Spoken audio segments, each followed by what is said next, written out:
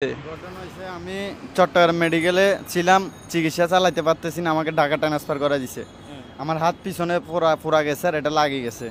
তো আমি বিভিন্ন জায়গার থেকে সাহায্য উঠাইছি, সাহায্য উঠানোর পরে দিয়ে আমাকে মুজাহের ভাইয়ের আইডিয়াটা পাইছি, উনি সাহায্য সহযোগিতা করে। তো আমি নাম্বারটা নিয়ে ওনার সাথে কথা বলছে যে উনি মুজাহের ভাই ছোটো ভাই জুয়েল ভাইয়ের সাথে কাজ করার পরে বলছে 9,500 টাকা দিলে সরকারিভাবে আর আপনার 3 লাখ টাকার অপারেশন আমরা করাই দিব। তো আমার থেকে 9,500 টাকা সেন্টার প্লাজার মার্কেটের সামনে নিছে, নেওয়ার পরে উনি আর ফোন রিসিভও করে না, আমার সাথে কথাও বলে না, ওনার দেখাও পায় না। কেন টাকা দিচ্ছেন? টাকা দিছি আমার 3 লক্ষ টাকার দরকার, আমার হাতে এটা অপারেশন করাইতে হবে। 3 লক্ষ টাকা দরকার, ঠিক আছে। মুজাহের টাকা দিলে, জুয়েল টাকা দিলে আপনার অপারেশন কেমনে হবে? এখন উনি বলতেছে, তো আমি নাম্বার পাইছি আইডিতে, বলতেছে সাহায্য করে, ওই কারণে আমি ফোন দিছি। কেমন একটা বিব্রতকর অবস্থা না? আপনার শরীরের কি সমস্যা এগুলা? এই আইডি থেকে টাকা নিছি। কোন আইডি থেকে দেখি? একটু এই যে এই আইডি থেকে টাকা নিছে না? এই আইডি থেকে কত নিছে? 9,500 টাকা। তা আপনি যে টাকা দিচ্ছেন এর প্রমাণ আছে কোনো? স্যার আমি ক্যাশ টাকা বুঝাই দিছি, আমি বদ্দারহাট মার্কেট আছে না, মার্কেট থেকে ওই দিন টাকাগুলো উঠাইছি, আর পুরো বাসা থেকে আনে দিচ্ছি আমি টাকা। আমি আরেকদিন হাসান ভাইয়ের নাম্বারও মানে পাঠাইছিলাম একটা ছবি। হাসান ভাই কতদিন যাবো চিনেন আপনি? রে আমাকে 15-20 ধরে ফোন দিচ্ছে।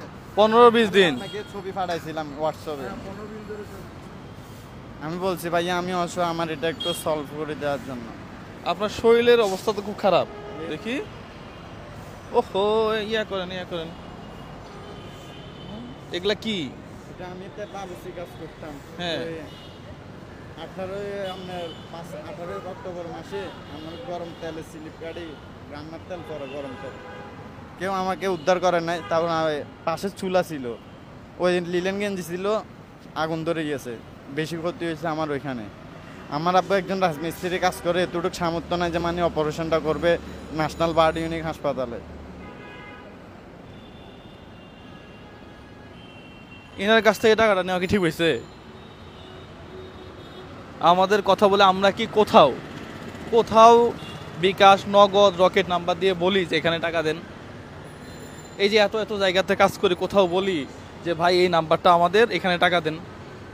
আমার সাথে কথা না বলে, আমাদের সাথে সরাসরি ইমেইলে বলেন বা বাই ফোনে যোগাযোগ না করে, ভিডিও কলে না দেখে আপনারা কেন এই কাজগুলা করেন আমি বুঝি না। দোষ তো আপনার আমি হাসান ভাইয়ের নাম্বারটা সংগ্রহ করছি। না, দোষ আপনার। আপনি কেন টাকা দিবেন? আপনি দুনিয়াবি আপনার খেয়াল থাকবে না? হ্যাঁ, এ আপনার যে অবস্থা,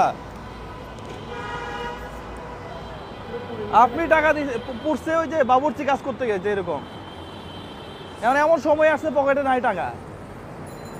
হ্যাঁ, কয় টাকা আছে আমার পকেটে দেখছেন? আর 20 টাকা, 50-70 টাকা আছে। আর এখানে কত আসে? এই 1300 টাকা নিয়ে ভাড়া নিয়ে চলে যাবেন আজকে। আপনি একটা মানুষকে টাকা দিচ্ছেন না দিচ্ছেন এটারও তো কোনো প্রমাণ নাই। আপনিই তো চিটারি করতেছেন কিনা এখন তো আমি সেটা বুঝবো না। টাকাটা দিছিল আমার আম্মু আছে, আবার আরেকটা মহিলা ছিল চকবাজার হাসপাতালে, এখানে না আসুন। সেটা বুঝছি, এখন কাকে বিশ্বাস করবেন আপনি? আমি অনেক ট্রাই করছিলাম মুজাহের ভাইয়ের সাথে অ্যাড হওয়ার জন্য, আমি বিষয়টা নিয়ে। মুজাহের কি কারো অপারেশন করাই দিছে? না। আপনি দেখছেন কখনো? আমি আগে ওনারও বলছিলাম তো স্যার উনি তো। তাহলে আপনি মুজাহের পিছনে ঘুরতেছেন কেন? আমি বলি, আপনি জুয়েলের পিছনে কেন ঘুরতেছেন? জুয়েল 3 লাখ টাকা কারো দিছে? এমনও তো হইতে পারে যে আপনি টাকাই দেন নাই, 9,000 টাকাই দেন নাই, আপনি এসে আমাকে বলতেছেন যে আমি 9,000 টাকা একজনকে দিছি। কেউ কাউকে টাকা দেয় এভাবে? যদি কেউ দিয়ে থাকেন, আপনার দায়ভার আপনি নেবেন। আপনি এসে বলবেন যে ভাই আপনার নামে টাকা দিছি, ওইখানে 9,000, ওইখানে 10,000, হ্যাঁ এখন দেখেন কি হয়েছে। এরকম অনেকেই ফোন দিচ্ছে, এগুলা দায়ভার তো আমরা নিব না। আপনি আমার সাথে বাই ফোনে কথা না বলে, ভিডিও না দেখে আরেকজনকে টাকা দিয়ে দিলেন। আপনার যে শরীরের অবস্থা, আপনার তো ট্রিটমেন্ট দরকার এখনই। আল্লাহ না করুক, আমার কাছে টাকা নেই, হাসান ভাইয়ের কাছে টাকা আছে আরো। গাড়িতে দেখতে হবে। কত আছে? গাড়িতে চেক করতে হবে। নাই তো, আমার ব্যাগেও টাকা নাই। ঠিক আছে তাহলে, হ্যাঁ আপাতত, হ্যাঁ পরবর্তীতে দেখা হইলে তখন ইনশাল্লাহ ইয়া করবো। ঠিক আছে, তাহলে যান আপাতত। আর সবাই এই ভিডিওগুলো শেয়ার করবেন। আমরা কারো কাছ থেকে ওপেন করে হ্যাঁ যে ভাই এখানে টাকা দাও, ওনাকে সাহায্য করব, এখানে টাকা দাও, ওইখানে ঘর বানাবো, এইসব করি না। আপনি কথা শুনবেন, আমার ফেস টু ফেস দেখবেন, এরপরে আপনি আমার নামে কারো কাছে টাকা দিবেন। সবাই ভালো থাকবেন, সুস্থ থাকবেন। সালামু আলাইকুম রহমতুল্লাহ।